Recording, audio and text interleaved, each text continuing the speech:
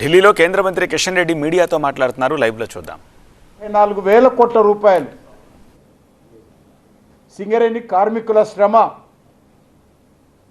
సింగరేణి కార్మికుల యొక్క రక్తంతో చేసి చెమట ఈరోజు రాష్ట్ర ప్రభుత్వం ఇవ్వకుండా ఈరోజు సింగరేణిని ఆర్థికంగా ఇబ్బందులకు గురి చేస్తున్న విషయాన్ని సందర్భంగా మనయేస్తా ఉన్నాను. కాబట్టి ఇప్పటికైనా రాష్ట్ర ప్రభుత్వము సింగరేణికి ఇవ్వాల్సినటువంటి 54,000 కోట్లు ఇంకా పెరిగింది. ఈ మధ్యలో 54,000 కోట్ల రూపాయలు వెంటనే ఇవ్వాల్సిందిగా నేను కోరుతా ఉన్నాను. ప్రతిరోజు ముఖ్యమంత్రి లక్షల కోట్ల గురించి మాట్లాడతాడు, 1,000 కోట్లు చెల్లిస్తున్నానని ప్రకటిస్తున్నాడు. మరి సింగరేణికి ఎందుకు ఇవ్వని అడుగుతా ఉన్నాను. సింగరేణి తెలంగాణలో లేదా?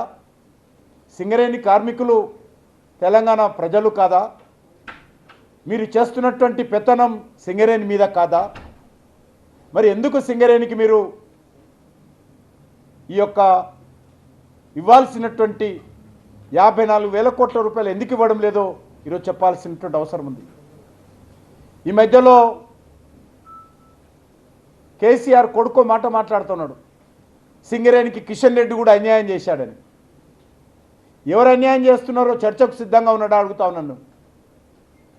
కేసీఆర్ హయాంలో ఈరోజు సింగరేణికి అన్యాయం జరిగిందా, లేక నేను మంత్రి అయిన తర్వాత సింగరేణికి న్యాయం జరిగిందా? ఈరోజు కేసీఆర్ సిద్ధంగా ఉన్నాడా చర్చకు అడుగుతా ఉన్నాను. మీ పుణ్యమా అని, మీ కుటుంబం పుణ్యమా అని సింగరేణి అప్పుల పాలై ఆర్థికంగా దివాలా తీసేటువంటి పరిస్థితికి వచ్చింది ఈరోజు. అటువంటి సింగరేణిని ఈరోజు అన్ని రకాలుగా ఆదుకునేటువంటి ప్రయత్నం మరి చిత్తశుద్ధితో ఈరోజు మేము చేస్తూ ఉన్నామన్న విషయాన్ని ఈ సందర్భంగా నేను మనవి చేస్తూ ఉన్నాను. ముఖ్యంగా ఈ విషయంలో కార్మిక సంఘాలన్నీ కూడా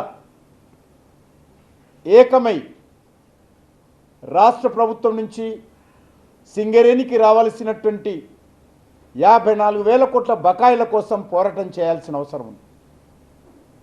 భారతీయ జనతా పార్టీగా మేము కూడా పూర్తి స్థాయిలో రాష్ట్ర ప్రభుత్వం మీద ఒత్తిడి చేస్తాం. సింగరేణి కార్మికుల యొక్క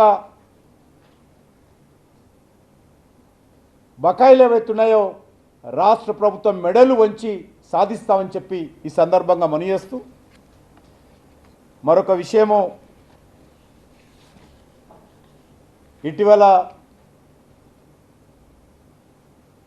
ఫేస్బుక్లో, ఇన్స్టాగ్రామ్లో మన భారత ప్రధానమంత్రి నరేంద్ర మోడీ గారిని లక్ష్యంగా చేసుకొని అత్యంత అమర్యాదకరపురంగా, అభ్యంతరకరంగా, అవమానకరంగా మార్ఫింగ్ చేసినటువంటి వీడియోలు, ఫోటోలను పోస్ట్ చేస్తున్న విషయం మనకు తెలుసు. ఒక నరేంద్ర మోడీ గారి మీదనే కాదు, స్వర్గస్థురాలైనటువంటి అలా తల్లిగారిని అనేక రకాలుగా నీచాతి నీచంగా నోటితో చెప్పలేనటువంటి మాటలతో, రాతలతో, కనీసమైనటువంటి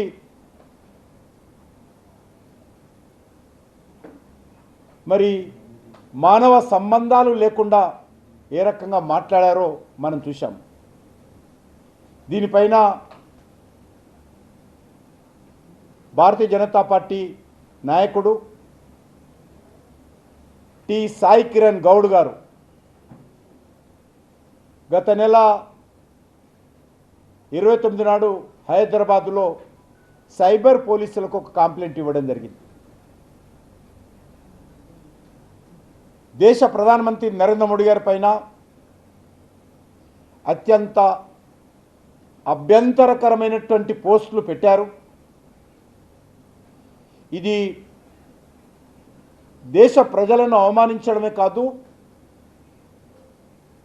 ఒక భారతదేశంలో ఉన్నటువంటి జీవన విధానాలలో మన మాతృమూర్తులకు, మనకు జన్మనిచ్చినటువంటి తల్లులకు ఎంతో గౌరవం ఇస్తాం మనం.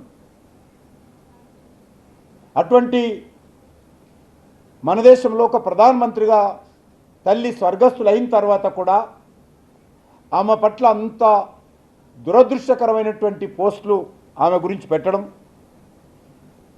అదేవిధంగా ఉద్రిక్త వాతావరణం, రెచ్చగొట్టే ప్రసంగాలు చేసే విధంగా ఉపన్యాసాలు ఇవ్వడం, దేశ ప్రజాస్వామ్య వ్యవస్థను దెబ్బతీసే విధంగా, భారత రాజ్యాంగాన్ని అవమానించే విధంగా మరి పోస్టులు పెట్టినప్పుడు మా పార్టీ కార్యకర్త హైదరాబాదులో